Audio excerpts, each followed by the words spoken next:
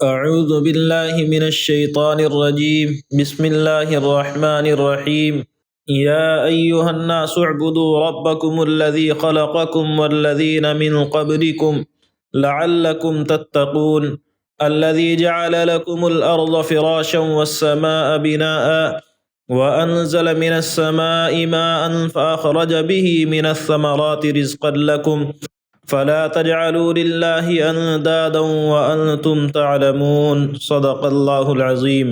بندے نے سورہ فاتحہ میں اللہ تعالیٰ سے دعا کی کہ اے اللہ تو ہمیں سیدھی راہ پر چلا، تو اللہ تعالیٰ نے سورہ بقرہ کے شروع میں فرمایا کہ یہ کتاب ہدایت ہے، یہ تمہیں سیدھی راہ پر چلائے گی۔ لیکن جب یہ سیدھی راہ لوگوں کو معلوم ہوگی تو کچھ ماننے والے ہوں گے اور کچھ کھل کر کے مخالفت کرنے والے ہوں گے، اور کچھ وہ لوگ ہوں گے جو حالات کے لحاظ سے دونوں طرف جھکنے کی کوشش کریں گے۔ ان تینوں طبقوں کا ذکر قرآن کریم نے کیا۔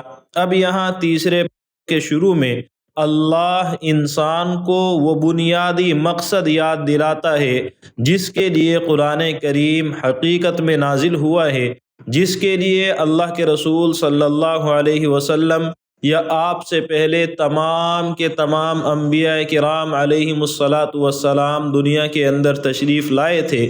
جس مقصد کے لیے اللہ نے انسان کو پیدا فرمایا، مقصد کیا ہے؟ اللہ نے فرمایا وَمَا خَلَقْتُ الْجِنَّ وَالْإِنسَ إِلَّا لِيَعْبُدُونَ، کہ میں نے انسان اور جنات کو صرف اس لیے پیدا کیا ہے کہ وہ میری عبادت کرے۔ انسان کی پیدائش کا مقصد اللہ کی عبادت۔ قرآن کریم کو جب ہم ادھر ادھر سے دیکھتے ہیں، انبیاء کی دعوت ہمارے سامنے آتی ہے، تمام کے تمام انبیاء کرام علیہم الصلاۃ والسلام اپنی اپنی امتوں کو دعوت دیتے ہیں، یا قوم اعبدوا اللہ ما لکم من الہ غیرہ، کہ اے میری قوم تم اللہ کی عبادت کرو، اس کے علاوہ تمہارا کوئی بھی معبود نہیں ہے۔ ہر نبی کی دعوت تقریباً اسی طرح کے الفاظ سے آتی ہے کہ اے میری قوم تم صرف ایک اللہ پر ایمان لاؤ، ایک اللہ کی عبادت کرو۔ وہ انبیاء دعوت دیتے ہیں اپنی اپنی قوموں کو۔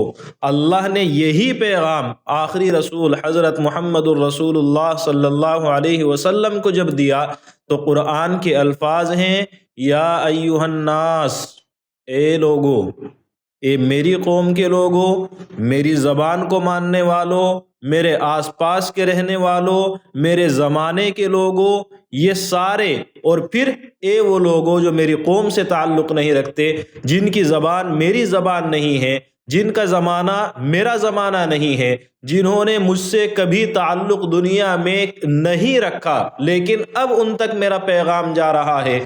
ہر اس شخص کو دعوت ہے کہ اے لوگو اپنے رب کی عبادت کرو۔ یعنی اللہ کے رسول ایک قوم کے رسول نہیں ہیں، پوری دنیا کے لیے اللہ نے اپنے آخری رسول کو رسول بنا کر کے بھیجا ہے، اور آپ کی دعوت رہتی دنیا تک کے لیے ہے، اور ہر اس شخص کے لیے ہے جس تک قرآن کریم کا پیغام پہنچ رہا ہے۔ تو اللہ نے فرمایا اے لوگو اپنے اس رب کی عبادت کرو جس نے تمہیں پیدا کیا ہے اور ان لوگوں کو پیدا کیا ہے جو تم سے پہلے تھے، تاکہ تم متقی بن جاؤ، یا تاکہ تم اللہ کے عذاب سے بچ جاؤ۔ تو اللہ نے فرمایا اے لوگو عبادت کرو اپنے رب کی۔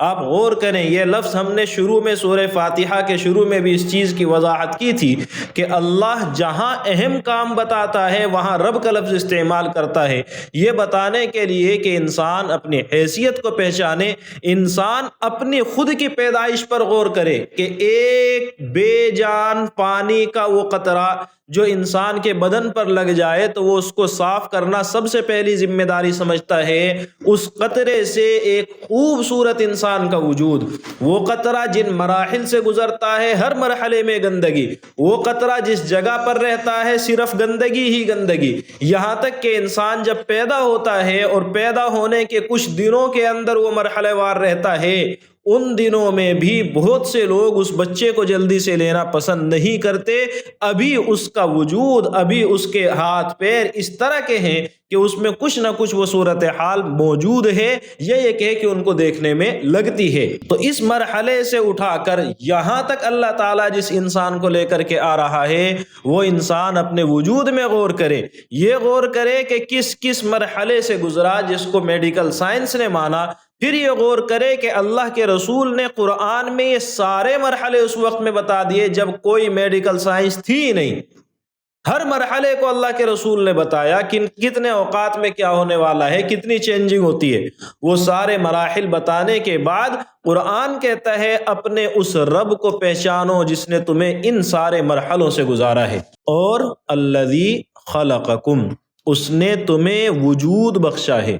خلق کہتے ہیں ایک چیز کو جو سرے سے موجود نہیں ہے، کسی بھی طرح موجود نہیں ہے، اس کا رو مٹیریل بھی موجود نہیں ہے، اس کو وجود دے دینا، اس کو کہتے ہیں اصل میں خلق، اور یہ صرف اللہ کی صفت ہے۔ ایک چیز کو ملا کر دوسری چیز سے تیسری چیزیں بنانا یہ انسانوں کا کام ہے، لیکن ایک چیز کا سرے سے کوئی وجود نہ ہو اس کو بنانا یہ اللہ کی صفت ہے، اور ہر انسان کے ساتھ، ہر مخلوق کے ساتھ یہ کام صرف اللہ کرتا ہے۔ آدمی جب دوسری راہ پر چلا جاتا ہے، جب ایک اللہ کی عبادت سے بہکتا ہے، تو اس کے ذہن میں خیال یہ آتا ہے ہمارے باپ دادا یہی تو کرتے آ رہے ہیں۔ اللہ نے اس کا جواب دیا جس کو سمجھنے کے طریقے دو۔ ایک، جو تمہارے باپ دادا تھے انہیں بھی اللہ نے پیدا کیا ہے، وہ بھی اللہ کے محتاج ہیں، وہ بھی اللہ کے سامنے بے بس ہیں، تم بھی اللہ کی مخلوق ہو، دونوں خدا کی مخلوق ہو، تو دونوں کے اوپر اللہ کا شکر ادا کرنا اور اس کی عبادت کرنا ہر ایک کی ذمہ داری ہے، یہ اس کا فریضہ ہے۔ لیکن انہوں نے اپنی ذمہ داری کو نہیں نبھایا، تم تو اپنی ذمہ داری کو سمجھو اور دوسرے ڈھنگ سے بھلائی سے ہم سمجھیں تو اللہ نے فرمایا کہ اللہ نے تمہیں بھی پیدا کیا، انہیں بھی پیدا کیا، یعنی دونوں مخلوق ہیں، اور مخلوق سے غلطی ہوتی ہے، ان سے غلطی ہو گئی ہے، تم تو سدھار لو۔ تو اس لیے اللہ نے فرمایا کہ اے لوگو اپنے اس رب کی عبادت کرو جس نے تمہیں پیدا کیا ہے، اور ان لوگوں کو بھی جو تم سے پہلے تھے، جو تمہارے بعد ہوں گے، ان کے بارے میں قرآن کچھ ذکر نہیں کر رہا ہے، کیونکہ یہ قرآن اب دنیا کے باقی رہنے تک یہی کتاب ہے۔ اب اس کے بعد میں کوئی نئی امت آنے والی نہیں ہے کہ ان کو کہا جائے وہ ہوں گے، اب کوئی نہیں ہوگا جب تک قرآن موجود ہے، جب تک دنیا موجود ہے، اور جب تک دنیا موجود ہے اس ہر شخص کے لیے یہ قرآن ہے، تو ہر شخص کو قرآن یہی کہہ رہا ہے تم سے پہلوں کو اللہ نے پیدا کیا ہے، اور اس رب کی عبادت کا فائدہ لعلکم تتقون، تاکہ تم اللہ کے عذاب سے بچ جاؤ، آخرت میں جنت کا مل جانا، جہنم کے عذاب سے نجات کا مل جانا، یہ محض اللہ کی رحمت پر ہے۔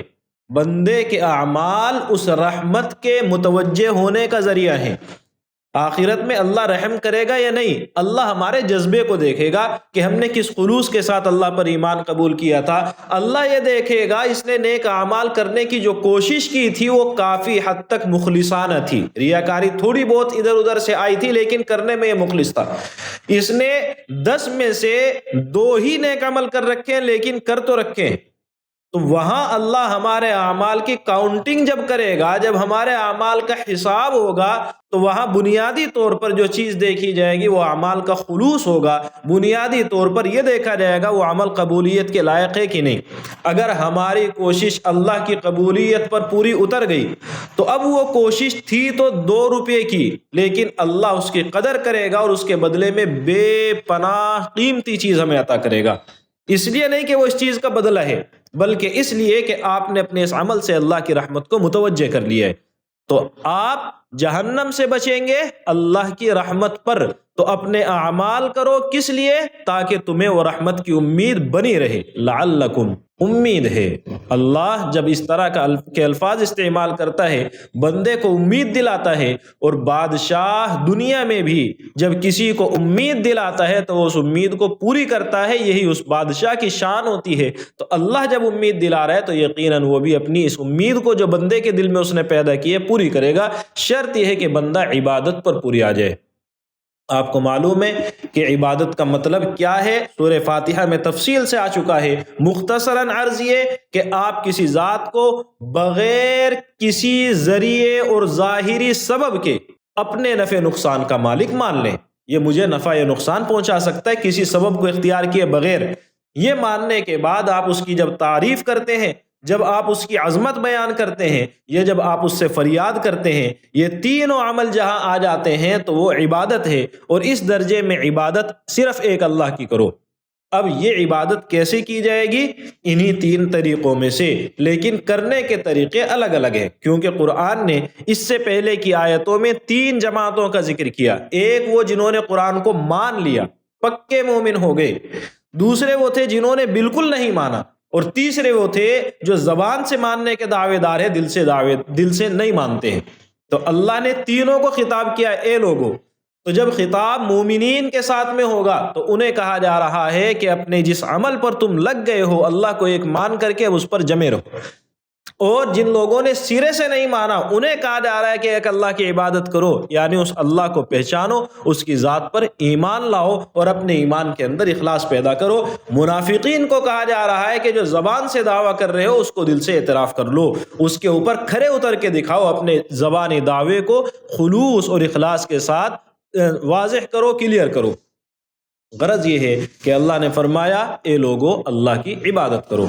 عبادت کی وجہ کیا ہے؟ اللہ نے بتا دیا، وہ خالق ہے، وہ تمہاری پرورش کرتا ہے، اور جو اکیلا پرورش کرے اور اکیلا خالق ہو، اصل میں عبادت کا حقدار صرف وہی ہوتا ہے۔ جیسے آپ بہت آسانی کے ساتھ سمجھ جائیں، آپ کے ابا زندگی بھر آپ کی پرورش کرتے ہیں اور بڑے خلوص کے ساتھ پوری دیانتداری کے ساتھ کرتے ہیں، آپ کو ایک قابل انسان بناتے ہیں، اور آپ اپنی زندگی کی کامیابی کا کریڈٹ اب اپنے باپ کے علاوہ کسی دوسرے کو دینے لگے تو آپ خود کہتے ہیں کہ آپ غلط راستے پر ہیں۔ کیوں غلط راستے پر ہیں؟ کہ جو حقدار تھا آپ نے اس کا حق ادا نہیں کیا۔ تو ہماری عبادتوں کا حقدار اصل میں اللہ ہے۔ جب ہم اللہ کے علاوہ کہیں اور جا رہے ہیں تو ہم ناقدری کے راستے پر چل پڑے ہیں۔ تو اس لیے ہماری ذمہ داری ہے کہ ایک اللہ کی عبادت کریں۔ تو اللہ نے عبادت کی ترغیب دی، عبادت کا حکم دیا، اور ساتھ میں وجہ بیان کی۔ آگے کچھ اور دلیلیں اگلی آیت میں اللہ نے ذکر فرمائی، جن میں آپ غور کریں گے تو پہچانیں گے نہیں اللہ ہے، اللہ ہمارے لیے یہ ساری چیزیں مہیا کرتا ہے۔ اللہ نے فرمایا الذی جعل لکم الارض فراشا، وہی اللہ جس نے تمہارے لیے زمین کو بچھونا بنایا اور آسمان کو چھت بنایا۔ زمین کو بچھونا بنایا، آپ اس پر لیٹتے ہو، چلتے ہو، پھرتے ہو، اپنے کام کاج کرتے ہو، اسی پر سامان رکھتے ہو، اسی پر بیٹھ جاتے ہو، جو بھی کرنا ہے زمین پر کرتے ہو۔ اور بنایا اللہ نے بچھونا جو آپ کے لیے سازگار ہے، ہموار ہے۔ کیسے کہ نرم اتنی ہے، جہاں سے چاہو کھدائی کرو، وہاں پر کوئی سامان رکھنا چاہو، کچھ دفن کرنا چاہو آسانی کے ساتھ، اپنی بلڈنگ کھڑی کرنا چاہو آسانی کے ساتھ، اور سخت اتنی ہے کہ آپ کے پیر جب زمین پر پڑتے ہیں تو نیچے دستے نہیں ہیں۔ تو انسان کی ضرورت کے عین مطابق اللہ نے بنایا، اور ساتھ اللہ نے فرمایا کہ یہ زمین بچھونا ہے۔ بچھونا ہونے کا مطلب یہ سمجھ میں آتا ہے زمین چپٹی ہے، ایسا نہیں ہے۔ زمین گول ہے، جو دنیا کی تحقیق ہے وہ صحیح ہے، اور قرآن اس تحقیق کے خلاف بات نہیں کر رہا ہے۔ البتہ قرآن انسان کی ذہنی سطح کے مطابق بات کرتا ہے۔ نارملی آدمی جو چیز سمجھتا ہے اس کو قرآن ذکر کرتا ہے، اور نارملی آپ یہ سمجھتے ہیں کہ زمین پھیلی ہوئی ہے۔ اور کوئی چیز جب گول ہو اور گولائی میں اس چیز کا وجود چھوٹا ہو تو اس کے اوپر گولائی زیادہ محسوس ہوتی ہے، اور جیسے جیسے اس کا وجود بڑا ہوتا چلا جائے گا، بڑا ہوتا چلا جائے گا، تو وہ گولائی کم محسوس ہوگی، اس کے اوپر آپ آسانی سے چل پھر سکتے ہیں۔ تو اسی انجام کو، اسی انسان کے مفاد کو سامنے رکھ کر اللہ نے فرمایا وہ اللہ ہے جس نے تمہارے لیے زمین کو بچھونا بنایا اور آسمان کو چھت بنایا، اور چھت بھی ایسی ہے جس کے لیے کوئی پلر نہیں ہے۔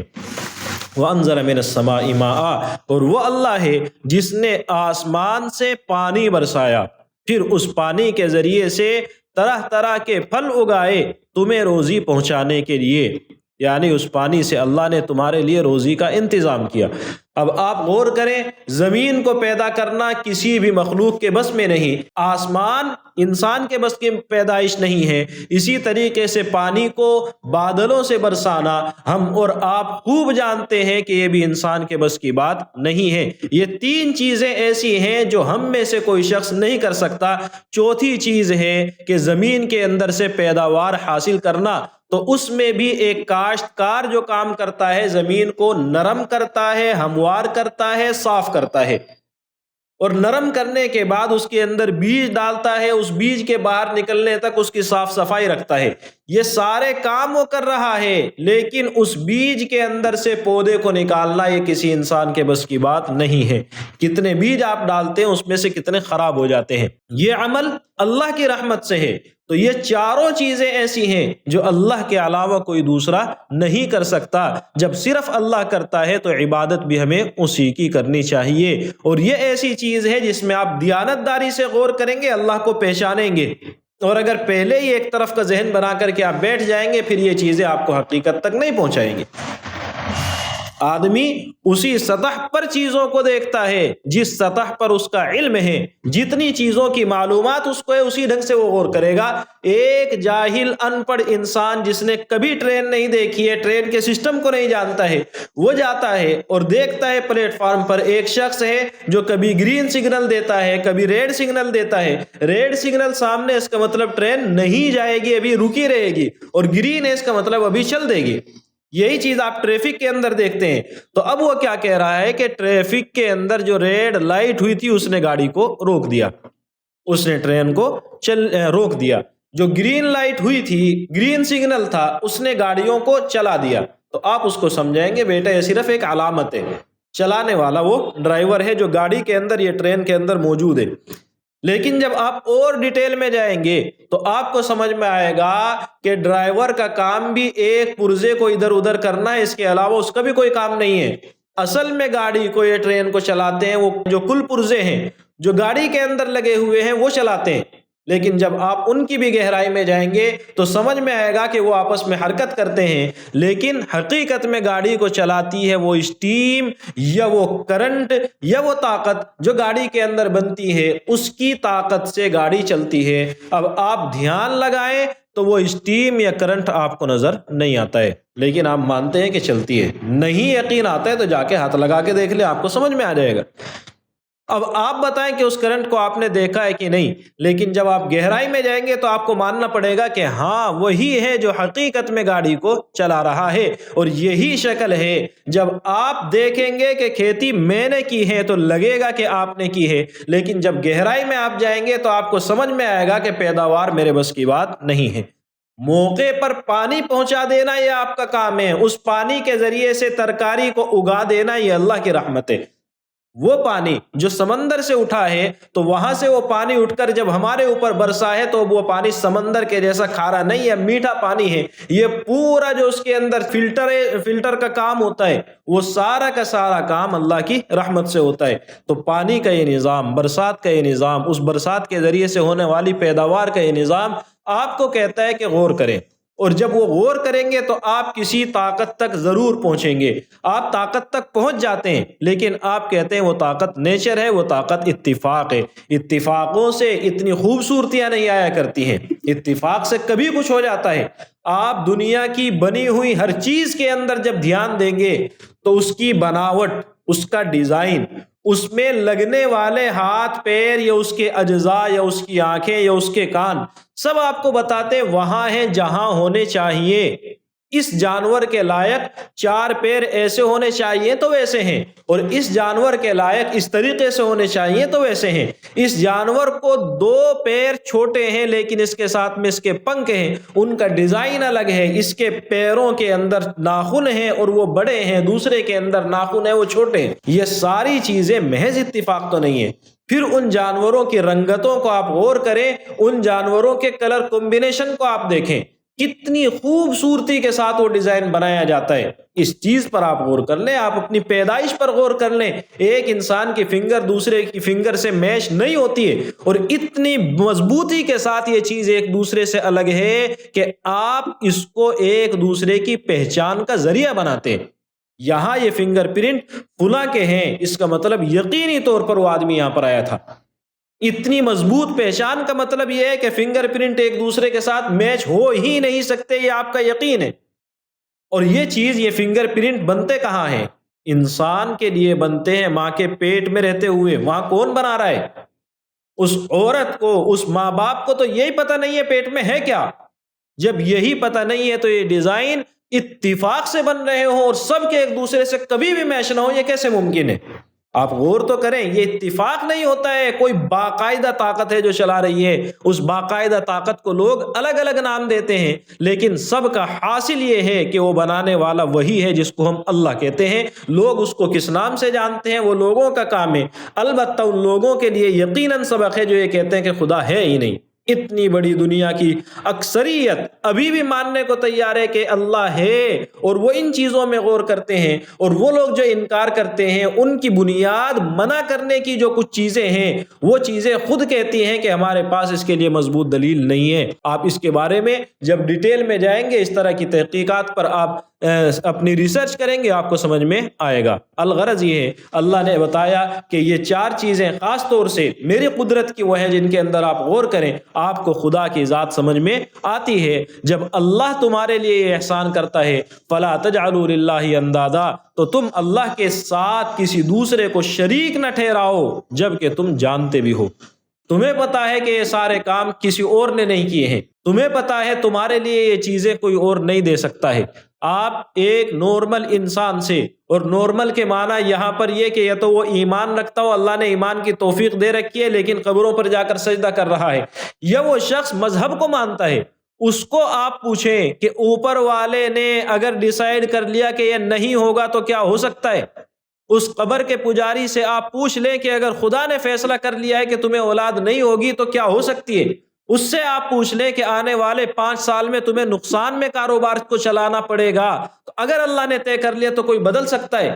اگر اللہ نے طے کر دیا کہ تمہیں ترقی ہوگی تو کیا کوئی روک سکتا ہے؟ اگر اللہ نے طے کر دیا اس سال تمہارے گھر میں ایک اولاد ہوگی تو کیا کوئی روک سکتا ہے؟ جب اس سوال کو اس ڈھنگ سے آپ کسی سے بھی پوچھیں گے تو وہ یہی کہے گا کہ نہیں روک سکتا۔ اللہ کا خود کا فیصلہ ہے، لا معقب لحکمہ، اس کے حکم کو آگے پیچھے کرنا کسی کے بس میں نہیں ہے۔ لیکن یہ ایک چیز عقل کی بھی ہے، بس صرف یہ ہے کہ آپ کو خدا کے بارے میں تھوڑا سا ادراک ہو، تھوڑا سا آپ کا احساس صحیح ہو، تو آپ کا دل کہتا ہے کہ خدا کے فیصلے کو کوئی چیلنج نہیں کر سکتا۔ جب نہیں کر سکتا تو ہم کیا کرنا چاہیے؟ ہمیں کرنا چاہیے کہ اسی خدا سے مانگے، اے اللہ ہمارے حق میں فیصلے کو ایسے فرما، اے اللہ تو ہمارے حق میں خیر فرما، اے اللہ ہماری یہ ضرورت ہے اس کو تو پوری فرما۔ جب معلوم ہے کہ اللہ کے فیصلے کو کوئی نہیں بدل سکتا، ہم نے ڈائریکٹ اس سے سوال کیا ہے جبکہ وہ ہمیں یہ موقع دیتا بھی ہے۔ اللہ آپ کو پابند نہیں کرتا ہے کہ میرے لیے تم واسطے اور ذریعے اور سفارشی لے کر کے آؤ۔ سفارشی قیامت کے دن کام آئیں گے، وہ کیسے آئیں گے؟ جب اس طرح کی آیتیں آئیں گی وہاں سمجھیں گے۔ فی الحال یہ ہے کہ اللہ آپ کو اپنا ڈائریکٹ محتاج بناتا ہے، تو آپ کی بھی ذمہ داری ہے ڈائریکٹ اللہ کے سامنے بھیک مانگے، اللہ سے مانگے، یقیناً اللہ تعالیٰ عطا فرمانے والا ہے۔ اللہ تعالیٰ مجھے بھی آپ کو بھی سمجھنے کی اور اپنی رحمتوں کی قدر کرنے کی توفیق عطا فرمائے۔ وآخر دعوانا ان الحمد للہ رب العالمین۔